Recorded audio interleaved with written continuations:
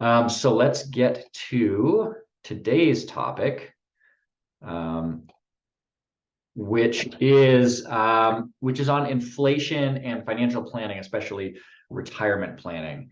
And this, if you're interested in more, this material all comes from an article that I did on the Kitsis blog, kitsis.com, Nerd's Eye View, I think maybe a month ago or so. So we can include that link when we send the follow-up to this webinar if you want to kind of read through some of these materials. I've added a few things to these slides that aren't there, and we're of course happy to take questions at the end about this.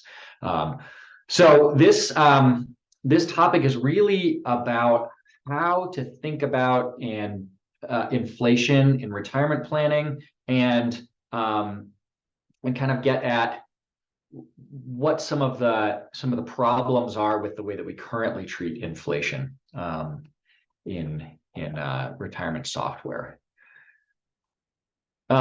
So I think it's really useful to think about inflation risk in retirement and compare it to market risk, because we're really used to thinking about market risk in retirement planning. It's something that, although you could certainly quibble with little bits here and there on how we do the analysis and so on, I think it's a place where we do reasonably well as financial advisors, handling market risk and its effect on retirees, on what they can spend, on their possible experiences, and so on. So the key things to know about market risk are returns themselves. If you are invested as a retiree, if you have some money that's invested in stocks, bonds, and so on, those returns are variable. So we don't expect them to be exactly the same every day, every month, every year. And they're uncertain. So we don't know ahead of time exactly what they'll be, although we might have some reasonably good estimates and guesses at the range that they might have. That means that return sequences can be better or worse than expected. Typically, people think of this as a return sequence for a retiree is better if the good returns are early, or if early on somebody has good returns. Of course, it's always better to always have good returns, but if you're going to have good and bad returns, it's better to have the good ones early. We also know that failing to account for market risk could really lead to a bad financial plan if somebody is invested. So specifically, failing to account for the variability and the uncertainty would typically lead us to underestimate risk or overestimate the spending that someone could have. And like I said, I think as financial advisors, both our technology and our knowledge and thinking about this are pretty good. We've kind of handled this part of the risks to retirees. Another important risk is these are not the only two risks in retirement, by the way, but another important one is inflation risk. And inflation itself is very much like returns in these senses. It is variable and uncertain. So we should not expect inflation to be identical day after day, month after month, year after year. It's uncertain in the sense we can't perfectly predict it. In fact, it's not all that easy to predict at all, but we probably have reasonably good estimates of the range of inflation experiences we might see. Also, inflation sequences can be better or worse for retirees. And in this case, again, having good inflation, which this means lower inflation, right? Whereas for returns, good returns are higher. Good inflation early is better. Of course, it's better to always have low inflation for retirees. But if you're going to have bad inflation, meaning high inflation, it's better to have it toward the end. And again, failing to account for inflation risk can lead to underestimating risk and overestimating spending capacity. We'll kind of have this discussion around, should we be treating inflation in our financial plans as fixed or variable? And in a way, again, comparing it to investment returns, market risk, the world of advisor technology and planning technology has kind of always gone from fixed, just treating returns as steady and at one level throughout the plan, that was originally, and in certain situations still is, how we might do projections in retirement. And this is really just using, financial calculator type math. Maybe it's, Excel, time value of money functions, right? Saying, okay, we've got 30 years or 360 months, and we expect this level of return. What can I spend? And that, again, there are places where doing that makes sense, but that's typically for kind of practical reasons when you have to show someone, particular numbers over time. If you're trying to understand risk and really give people good advice on what they can spend in retirement that takes into account that risk, treating investment returns as variable and uncertain is really the way to go. And so what I'm going to argue in this webinar is that that's also true for inflation. So we should really be treating inflation as variable, not as fixed. So typically in planning technology today, inflation is fixed, which means it's the same amount every year. There are technologies that have different types of inflation. Maybe you have, core inflation and inflation for healthcare, and maybe inflation for education, right? Different kinds of inflation, but those are all still fixed. So they're not varying year by year or month by month. And one way to know this, by the way, is just look in your technology and see whether there is a standard deviation for inflation or a variance. If there's not, then it's fixed.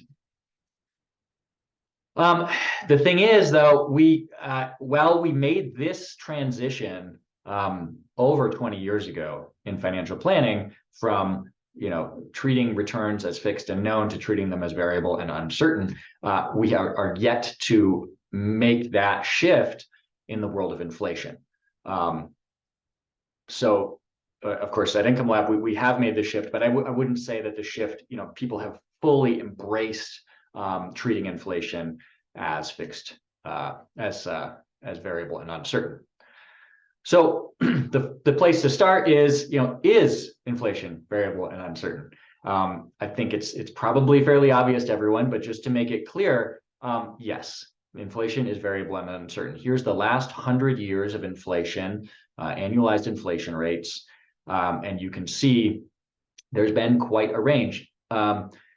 Even in just the last, I don't know, decade or so, maybe a little bit more than that, you can see the most recent peak of inflation was in June of 2022. The most recent deflation was in April of 2015. So only a 7-year gap between those. And we saw more significant deflation in July of 2009.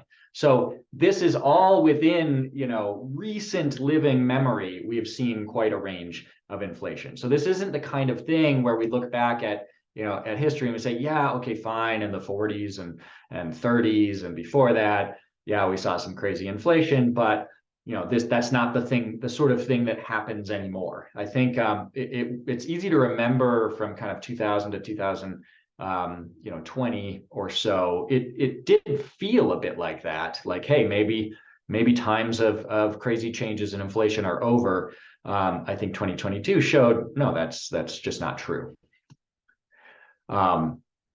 So just to give you a feel for what inflation has been like over this last 100 years, it's averaged about 3% a year with a standard deviation of about 3.9. Of course, different periods would have different averages and standard deviations.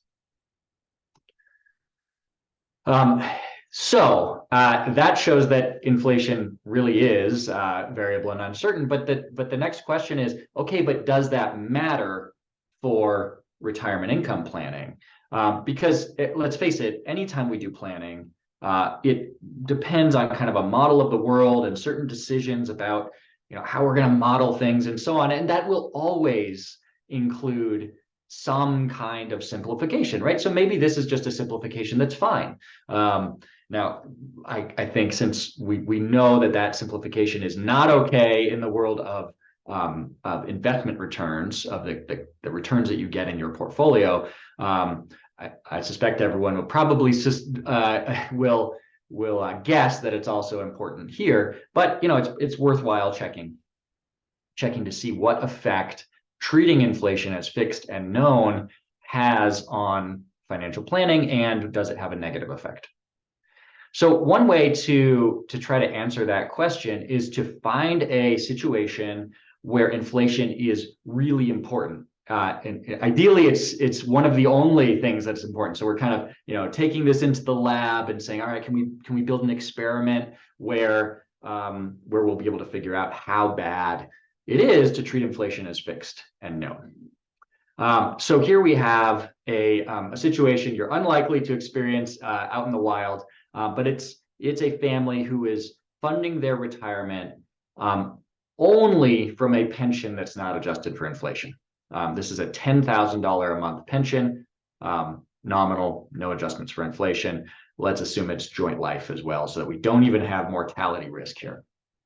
And if we assume that its inflation is going to be 3%, and we assume that they need 30 years of inflation-adjusted income, we can do the math relatively simply on how much of that $10,000 they can afford to spend to begin with, adjusting it for inflation over time.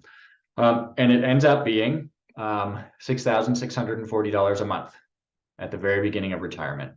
So they spend $6,640, $3,360 goes into a savings account or a CD. So let's assume also that this family is very risk averse and is just investing in interest-bearing instruments that exactly match inflation.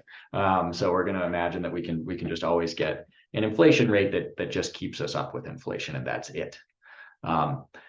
So that's that's a relatively maybe shocking number for people, right? They may see that and say, hey, wait a second, I literally get $10,000 into my bank account every month, and you're telling me that a third of that has to be put aside for the future. And the reason is, over time, they're going to slowly adjust so that in nominal terms, they won't be spending $6,640 every month or every year. They're going to increase the amount that they spend, decrease the amount that they save in order to keep up with inflation. And then in year 14 here, they'll flip it around and start spending the full $10,000 from their pension and drawing from savings to make up for inflation that's happened over time. So if we knew inflation was going to be 3% steady, and we knew that it was going to be a 30-year period, this is exactly what we would do. Everything would work out great, and there you go.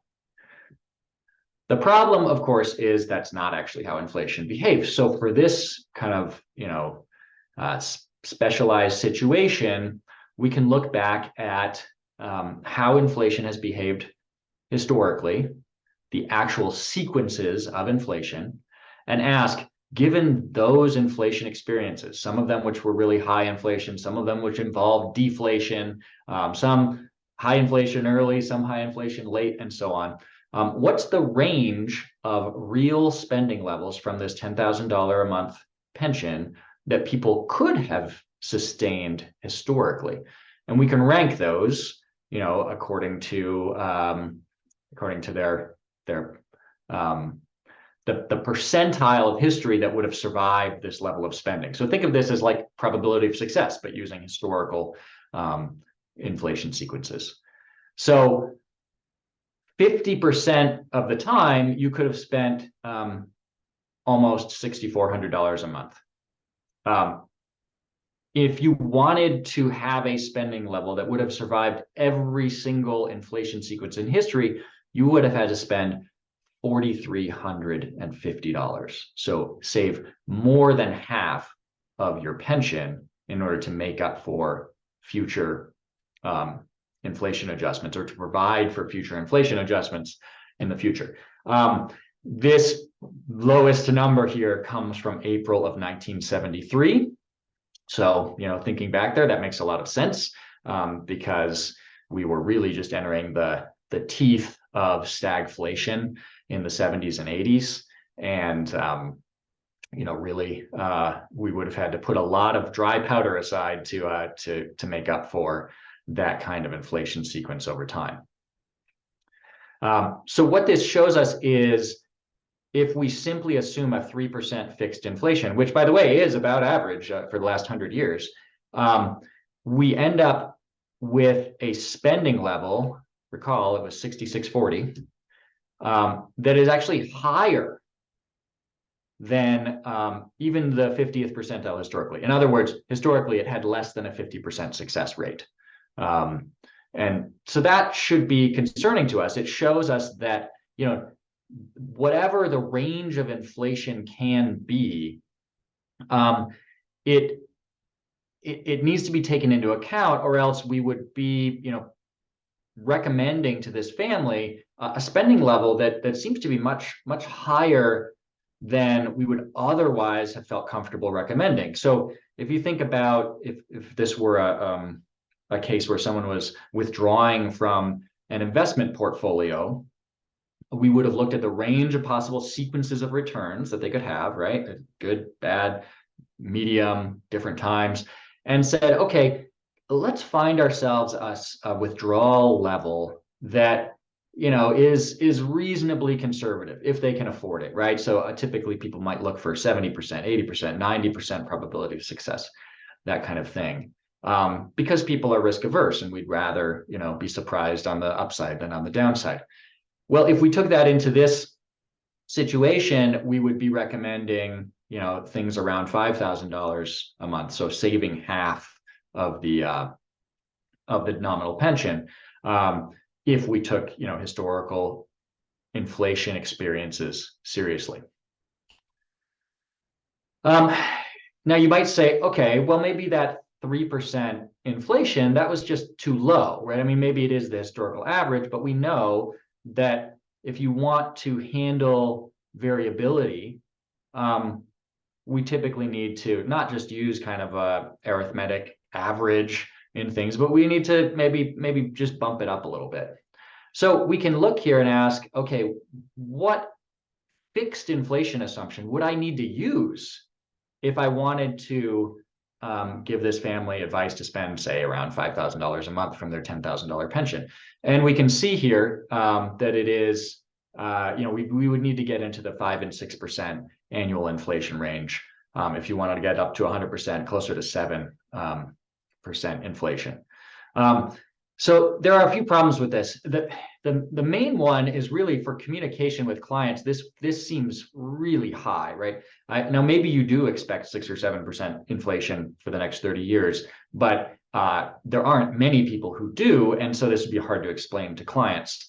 It's also not actually the way that inflation works. Instead, inflation is variable and uncertain, and so what we're doing here by just increasing the inflation assumption is we're still only able to produce one answer to the question, what can I spend from that $10,000 a month pension? So unlike in the case of withdrawals from a portfolio, where we can kind of say, okay, yeah, I could withdraw a range of things. Just the more I withdraw, the higher risk I have. Let's find a kind of a risk return trade-off that works for these folks. In this case, if you plug in, 6.2% inflation, that's great, but you just get one answer. You're not getting a range of experiences. So to compare this to, if you wanted to do the same thing for withdrawals, so not use Monte Carlo or historical analysis or use varying returns, you could.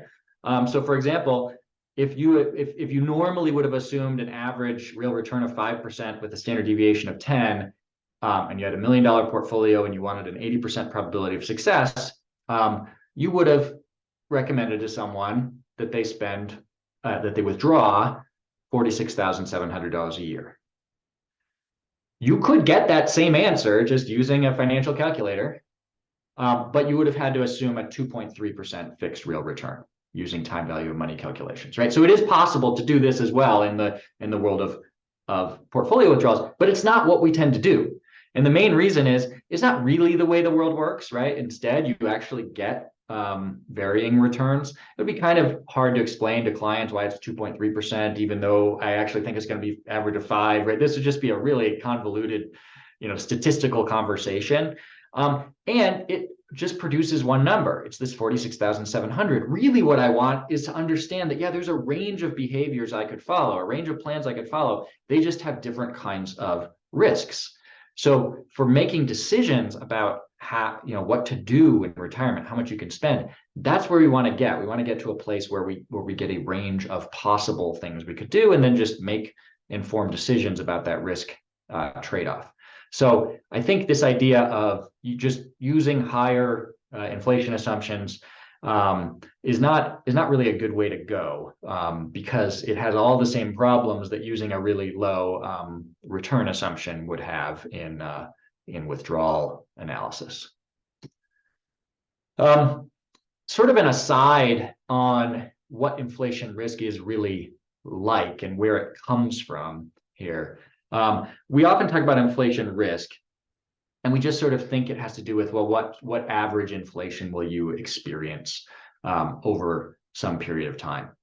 And certainly periods that are worse for retirees with inflation do tend to have higher average inflation.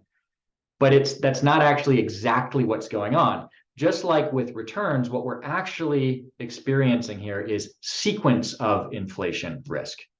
So what that means is what really matters to people's experience is what is inflation and at which point in their life.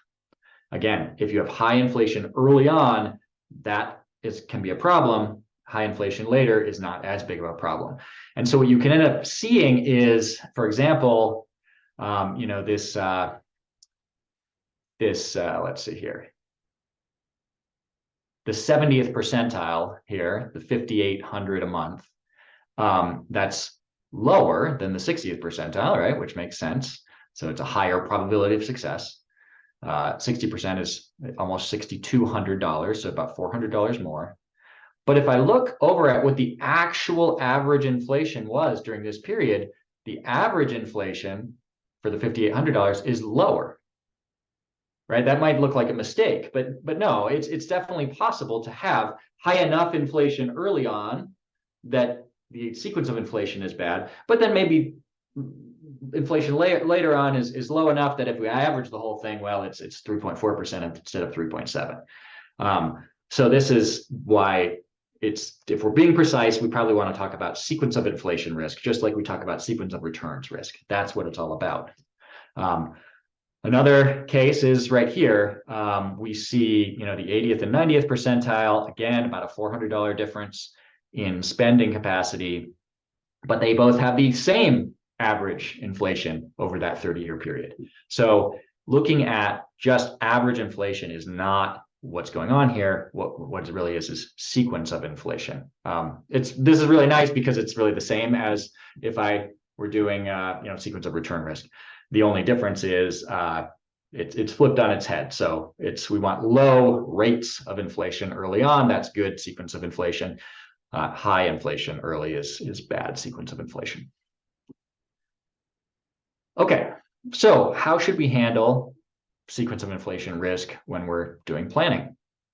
It should be fairly obvious, just like we did with returns when we shift from flat fixed returns to variable returns, is we need to treat inflation as variable and uncertain. That in practice typically would mean either using Monte Carlo simulation, where inflation is not the same in every month or year of the analysis, where we have an average inflation and a standard deviation of inflation, or using historical simulation, as I did in the examples earlier, to use actual sequences of inflation over time. This will allow us to produce spending advice, retirement spending advice, from a range of possibilities where we can really say, okay, are our assumptions good? And if they are good, how much risk do I want to accept versus protect myself against? So for example, here I did a 30-year real spending analysis using Monte Carlo, where I assumed, I believe it was 3% average inflation with 3.5% standard deviation. Same $10,000 a month pension, not adjusted for inflation. And here we see a range from 100% success to 50% success on what that analysis says this family could spend from their $10,000 a month pension. So at this point, we would look at, okay, if we're really worried about having some of the worst inflation sequences ever, we may be spending less than half of our pension to begin with here. On the other hand, maybe you're saying, well, I don't think that's quite as likely, right? So maybe we go more toward the 80, 70%. It may even be that you think, if I threw the retirement smile in here, for example, that maybe they actually can absorb some inflation over time because their spending will go down as they get older. Okay, well, then I might be able to allow them to spend even more, or recommend that they can spend more. But now I'm back in the world that we're familiar with from giving retirement advice, which is the world of trade-offs, the world of figuring out what risks are, how important we think they are, and also, a client's abilities to adapt, to adjust if things turn out worse than expected. So we're not at this place where we're sort of pretending we know exactly what's going to happen and just giving basic calculator type advice. Okay. So I'm going to now go to a new example, but just to reiterate how to tell whether your software is treating inflation as variable and uncertain, or as fixed and known.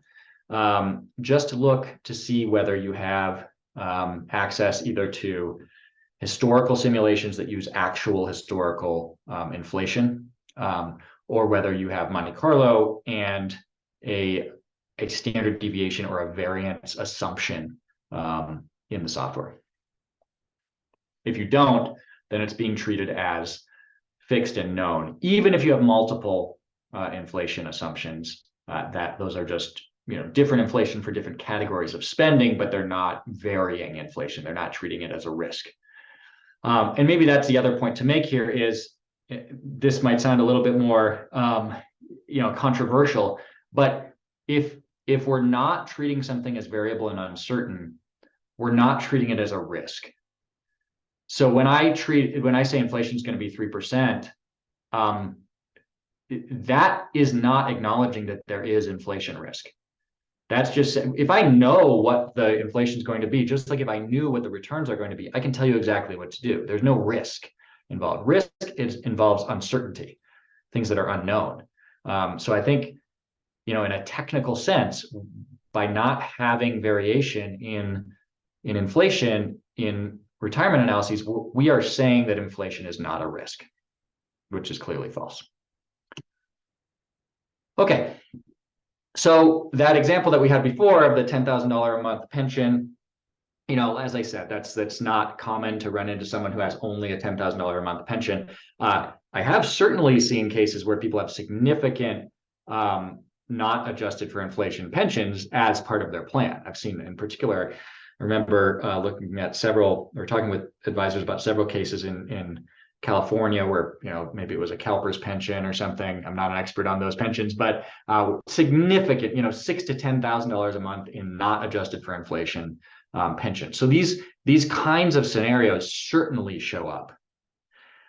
But on the other side, we might say, well, my typical client is just withdrawing from a portfolio and they have Social Security, which is adjusted for inflation. So maybe this is not that big of a deal for me. And at the end of this webinar, we'll definitely go over, okay, what are the sorts of things that make it more important to treat inflation as variable and unknown.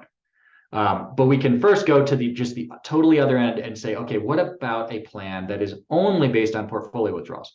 Again, this is not particularly common to find either. Typically, people at least have Social Security.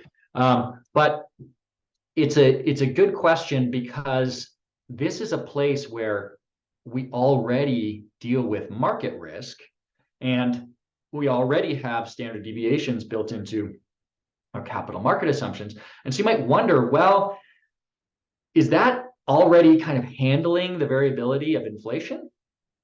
And the answer is, it depends. So in order to do this study, we had to look at, we used historical returns again and historical inflation, because this captures, exactly how inflation and returns actually interact with each other. But we did one where we took the nominal returns, but average inflation, and another one where we took nominal returns, but actual inflation. And you can see that across the board, using actual variable inflation produced lower withdrawal rates on a portfolio. I believe this was a 50-50 portfolio, stocks and bonds. So it does look like there is still an effect of using fixed versus variable inflation, and the effect is a tendency to understate risk and overstate possible withdrawals, possible spending, if we're treating inflation as fixed. However, as you'll see here, some of these differences are not that big, right? In particular, at 50% success, it's basically the same. So let's look a little bit deeper here. Now, I know this is a really complex chart. I'm going to pull something out here shortly just to look at. But the effects of using variable inflation versus fixed inflation depend on the returns that you're projecting, or another way to think of it is it depends on the stock allocation or bond allocation, and it depends on how aggressive or conservative you are being with the advice. So are you targeting really high probability of success, like 90% success, or are you more toward the 70-60 range? I'm going to pull out just one example here. We'll go back to that chart, but for example, if I look at stock allocations between 25% and 75%, so the rest of it being bonds, and I look at 90% success using fixed inflation, these are the annual withdrawals I would get. So from $1 million portfolio, 25% stock allocation, 90% success, I would be recommending $42,300 in withdrawals. Same exact success level, but 75% stocks, I'd be at over $50,000, right? So we're holding everything constant except stock and bond allocation. As I increase the stock allocation, I get to spend more at the same probability of success. If I then ask, okay, yeah, but what if I treat inflation as variable? What's the probability of success now of each of these withdrawal levels, each of these spending levels? That 42,000 now has a 72% probability of success. So 90 versus 72. When I have a higher stock allocation, higher returns, that 90 goes to 80. So all these, I think, are significant, but you can see they're bigger if I have more bonds, lower return expectations, and so on. So back to this chart. In fact, if I'm 100% stock, 70% probability of success, there's no effect in that case of using variable inflation. I get the same result.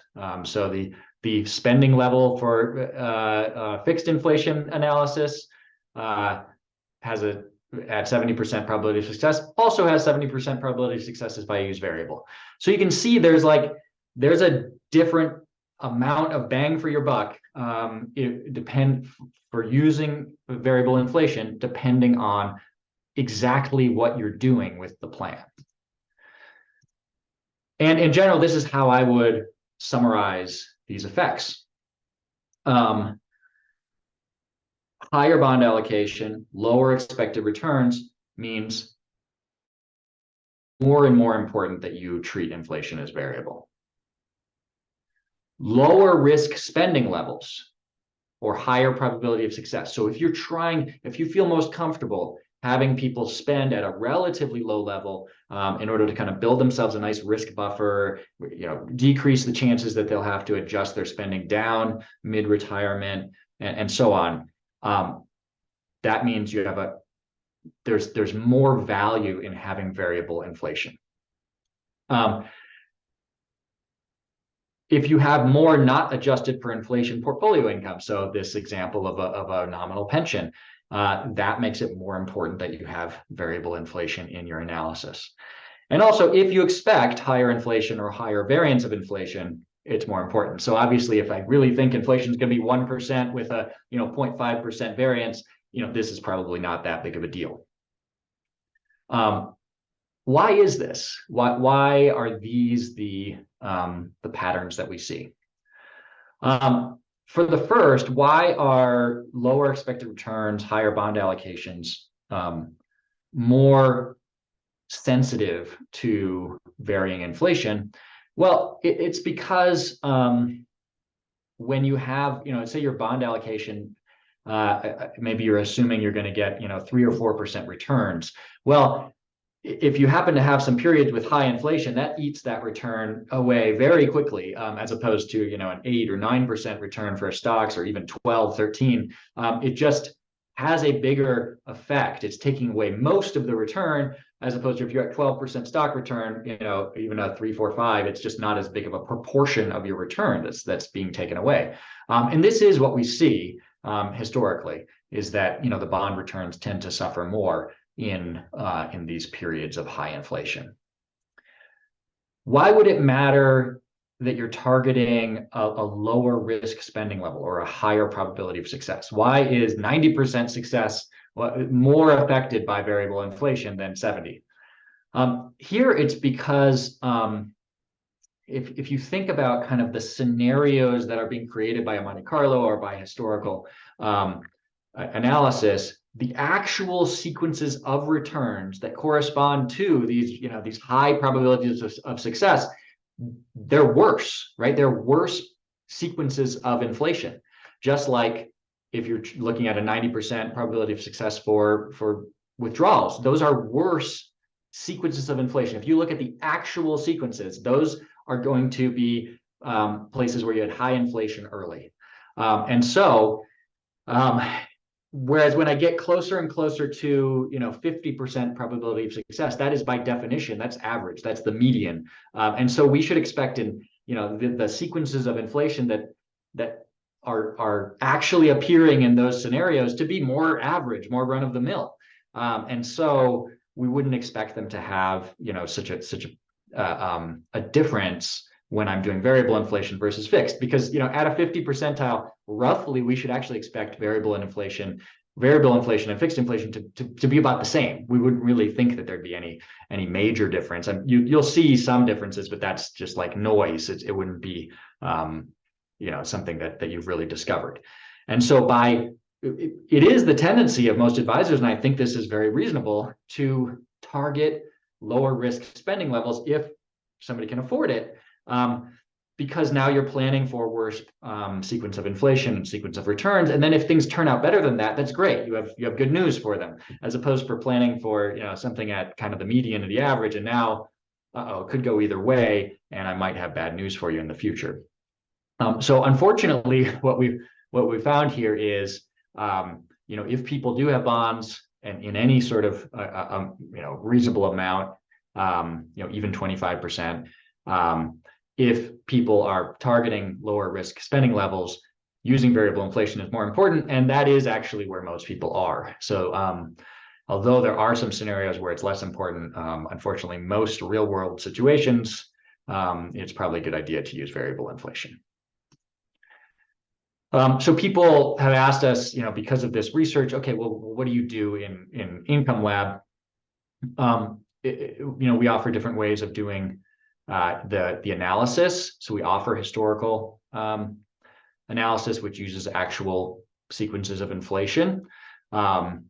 We offer traditional and regime-based Monte Carlo, both of which have standard deviations for inflation, meaning when we are analyzing, the real, today's dollars spending capacity of a nominal pension, it's, some scenarios it buys you a lot, some scenarios its purchasing power is quickly eroded, right? And then we're able to kind of say, all right, where do you want to be on this risk versus spending trade-off? And so in particular, we've seen this quite a bit where people, like I mentioned, maybe they have $6,000 to $10,000 in nominal pension income. A lot of people have noticed, wow, this, especially as I go toward higher or lower risk, more secure kinds of spending levels, it seems like I'm really having to tap back my spending from a pension like that. That's because we are doing sequence of inflation analysis, and it's saying, okay, if you really want to protect yourself from inflation risk, sequence of inflation risk, you're going to have to spend a lot less.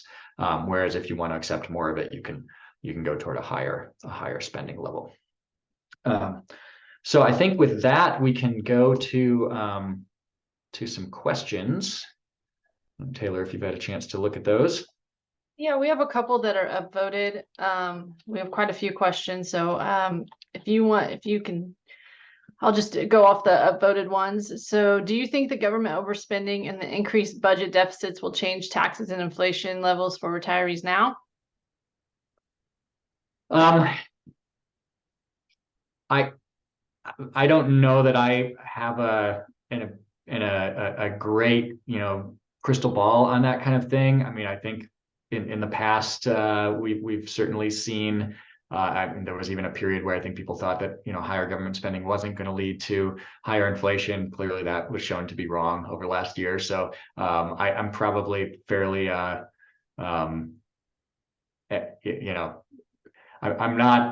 the kind of person who likes to make predictions, especially about the future. So that's yeah, I wouldn't be surprised if we saw taxes go up or inflation vary.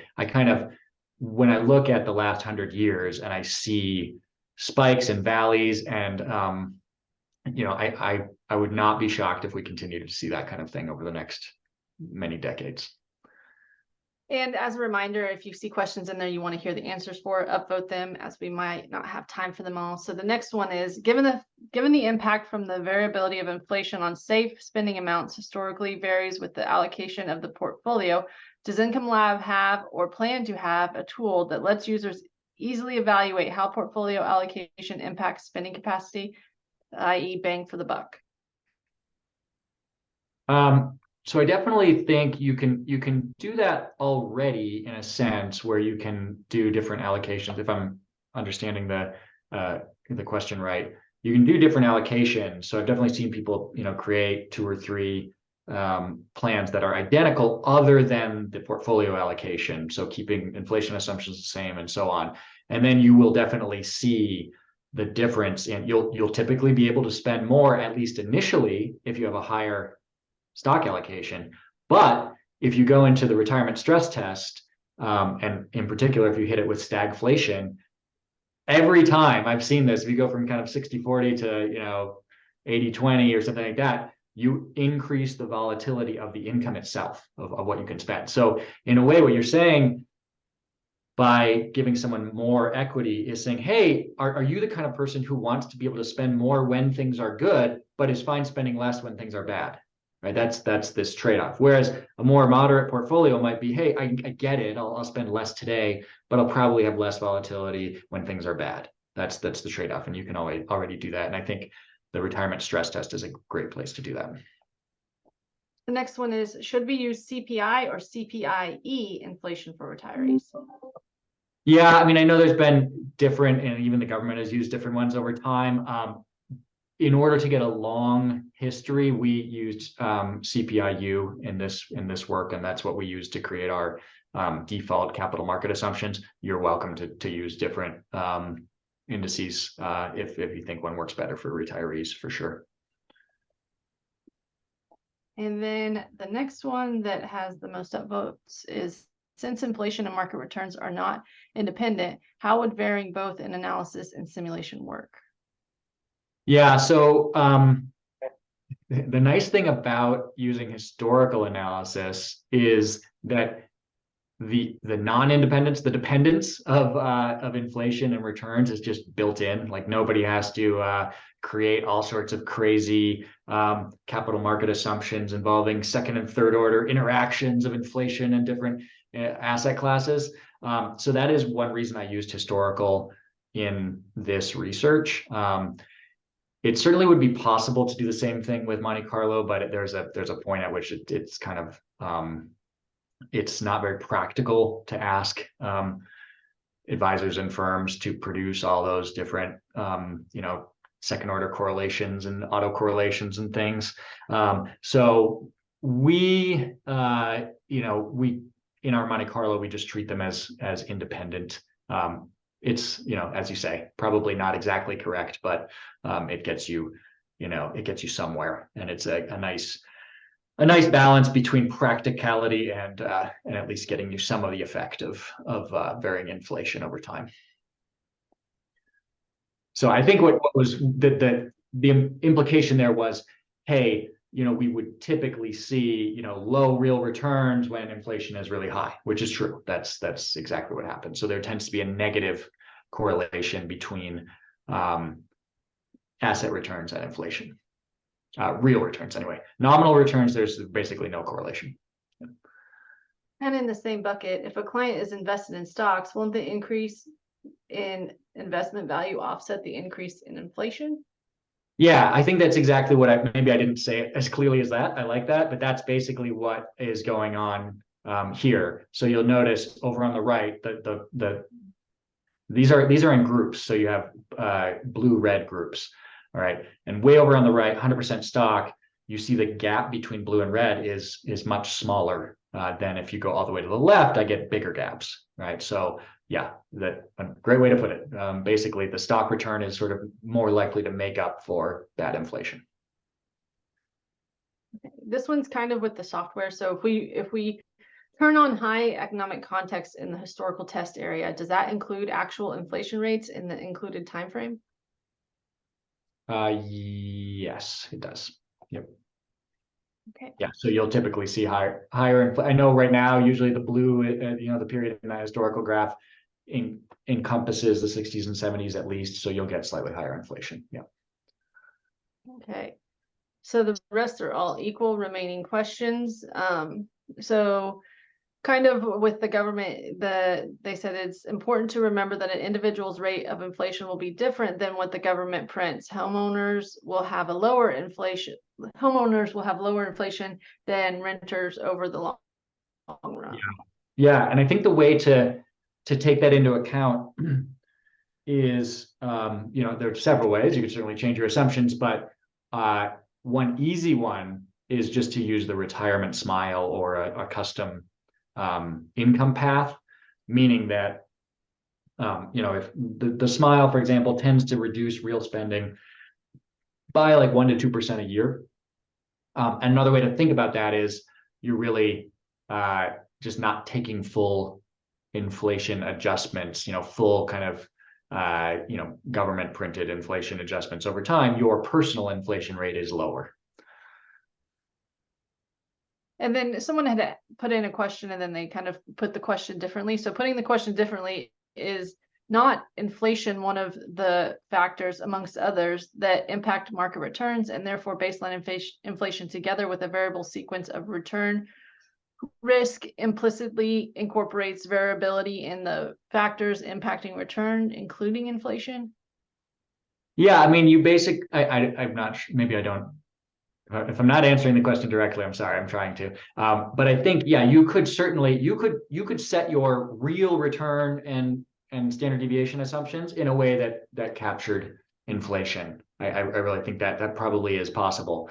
And so if you were able to do that, then you would kind of be in a position where there's still a few of these where it's a bigger deal. But if your real return assumptions, have higher standard deviation than you might otherwise have, that kind of thing, then you might be able to capture it. I think typically, this gets a little bit in the weeds, but I think typically in general planning software, you're setting nominal return assumptions and an inflation assumption. So I'm not sure there's really a way to do that in a typical software. Do you see the one, what is the inflation adjustment for CalSTAR? I don't know that acronym. CalSTARS? I do not know. Maybe someone does know. Yeah, what is the inflation for CalSTARS? Under California law, you'll receive an automatic benefit increase equal to 2% of the initial benefit beginning September 1st after the first anniversary of your retirement. Your retirement date must be before September 1 to receive the annual benefit adjustment on September 1 of next year. So I think that there's, It may have been responding to my example, and to be clear, I don't actually know whether these pensions were CalSTRS or CalPERS or anything like that. I just remember seeing an example with an advisor, and I believe the people lived in California, but I could be misremembering. But it is interesting to note that if you have a something with a COLA and maybe it's 2 or 3%, yeah, that'll keep up with inflation if inflation is 2 or 3%. So by treating inflation as variable, you do at least get to see that, yeah, there are scenarios where that's not going to be enough, and I still have inflation risk, even though I have a COLA in my cash flow. So I think that's it's kind of a minor point, and I think people typically thought 2 or 3% COLAs were great, and then last year they started to realize, oh wow, yeah, sometimes you might need 9. So everyone's been asking for the slides. So we will be sending those out, correct, Justin? And we can add those to the follow-up email when those come out with the recording of the webinar and registration for our next webinar. That'll be all in one email. So we will attach the slides to that email in addition to the registration links. I know that we don't have any more questions. Just as a reminder, please put your CFP ID in the survey. And Justin, do you have anything further that you would like to add? No, that's it. Thank you everybody for joining us. I hope this was helpful. I know we try to mix in kind of these very technical webinars with some more practical ones. So next month it will be a very practical one. So please come back then. Awesome. Well, thank you all for joining. And as always, we'll see you on the next webinar. And thank you for choosing Income Lab. Bye.